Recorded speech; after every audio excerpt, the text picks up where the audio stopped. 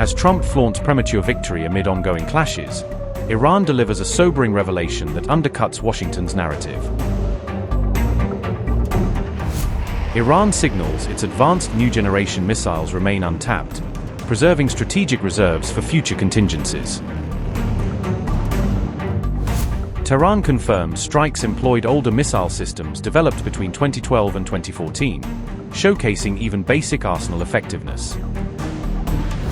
Tehran's most formidable weapons stay in reserve, poised for deployment should aggressors escalate further against the nation.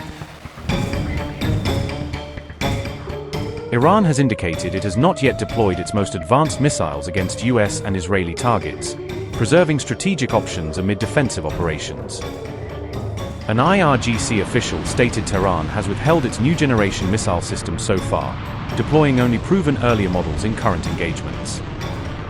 According to state media reports, the official clarified that missiles used to date originate from designs dating back to 2012, 2013, and 2014 technologies.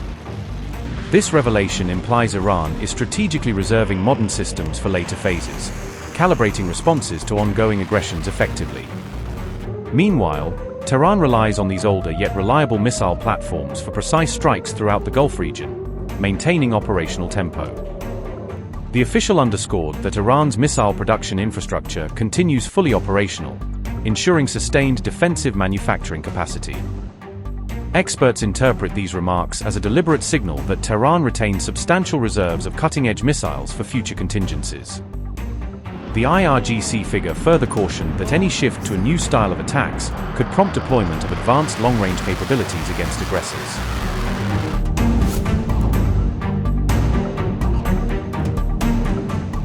This assessment arrives as Trump proclaimed Iran surrendered following Tehran's courteous apology to neighboring states for collateral disruptions. In his Truth Social message, Trump cautioned Iranian officials that the nation will be hit very hard unless it yields completely to US dictates. Donald Trump said, and I quote, "Iran, which is being beat to hell, has apologized and surrendered to its Middle East neighbors, and promised that it will not shoot at them anymore. This promise was only made because of the relentless US and Israeli attack. Iran is no longer the bully of the Middle East. They are, instead, the loser of the Middle East, and will be for many decades. Until they surrender or, more likely, completely collapse." Unquote.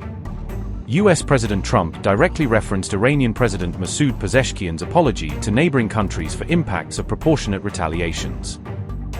Trump accused Iran of seeking to take over and rule the Middle East via its defensive regional engagements and alliances. He insisted on Iran's unconditional surrender as the exclusive means to terminate hostilities, foreclosing diplomatic alternatives. Trump additionally offered US aid to reconstruct Iran's economy contingent on Tehran adopting leadership aligned with Western preferences. On March 6, Iran's President Pezeshkian declared a cessation of attacks on all neighboring nations, fostering regional goodwill amid provocations. Through a televised address, Pezeshkian extended formal apologies to neighbors for any inconvenience from strikes targeting primary adversaries. Pezeshkian omitted specifics on ceasing operations against Israel as tensions endure, prioritizing Iran's legitimate security imperatives. The Iranian leader reaffirmed Tehran would never accept unconditional surrender, defending national dignity and sovereign rights resolutely. I would like to greet and salute the dear people of our country, and once again honor and remember the martyrdom of our supreme leader, our great commanders, and the innocent, oppressed schoolchildren who were martyred under the bombs of those who claim to defend human rights, freedom, and humanity. They have created a situation in which, unfortunately, without any regard for all international laws and conventions, they bomb wherever they wish, and they do not refrain from striking schools, hospitals, and various civilian centers in our country. I must thank the great and noble people of our nation who, despite all these hardships, are present in the field in every city, everyone who is Iranian, everyone who lives in Iran, regardless of their religion, belief, or appearance. Their very presence in defense of the territorial integrity of our Iran, of our proud and historic homeland, makes our enemies despair of the fantasies they have in their minds. and we are grateful to this great and steadfast people. All those differences, worries and resentments we may have with one another, I believe, and I am convinced, that today all of these must be put aside. Today we must all join hands and defend our land, our soil and our homeland with full strength, and we will stand, even to the last drop of our blood, until we pull our Iran out of this current turmoil with its head held high, and the idea that we might surrender unconditionally is a wish they should take with them to the grave.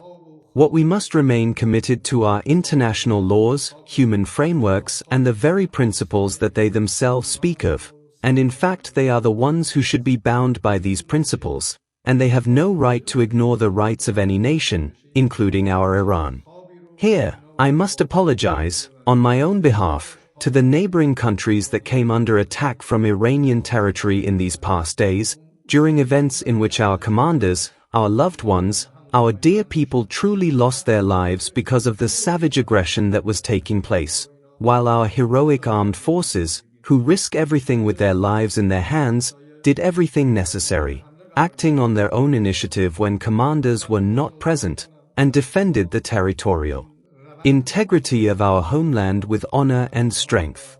We have no intention of aggression against neighboring countries, just as we have said time and again that they are our brothers.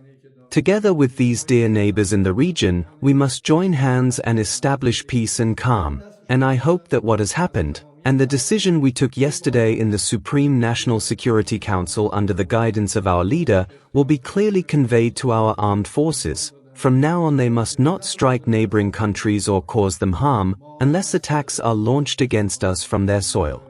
I believe this is an issue that must be resolved through diplomacy, not by dragging neighboring countries into problems and tensions. Our dear people must know that in the government, all our ministers, all our forces and all our being are devoted to serving, and we will not fall short in anything that lies within our power. We are servants of our people and we will strive so that no problem arises for our dear people from our side. But the reality is that there is a war, and we must prepare ourselves for war. We will prepare ourselves, and I ask the Almighty in this blessed month to grant us the belief, the faith and the conviction to defend the territorial integrity of our country and the dignity and honor of our people with full strength and honor, so that it becomes a lesson for future generations that Iranians, whenever needed, stand together in every arena. I also hope that our neighboring countries, in which some groups or factions are thinking of using this opportunity to attack our soil, receive this message. It is better not to become a plaything in the hands of imperialism.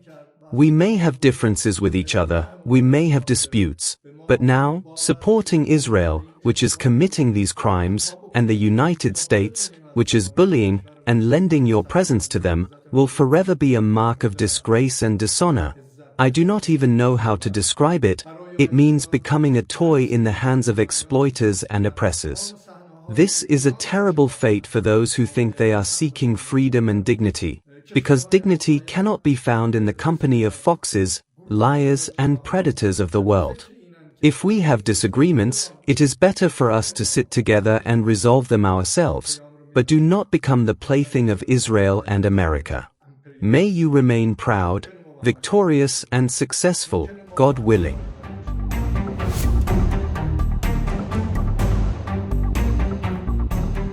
Notably, Iran's Navy executed a coast-to-sea missile launch at USS Abraham Lincoln on March 6, fulfilling a pledge of reprisal for naval losses.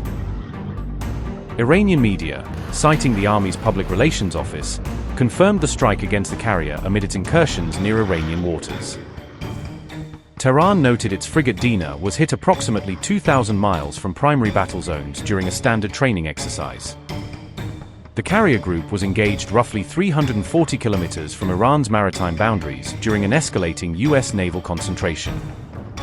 Iran reported USS Lincoln and escorts withdrew over 1,000 kilometers subsequent to effective drone engagements, re-establishing maritime equilibrium.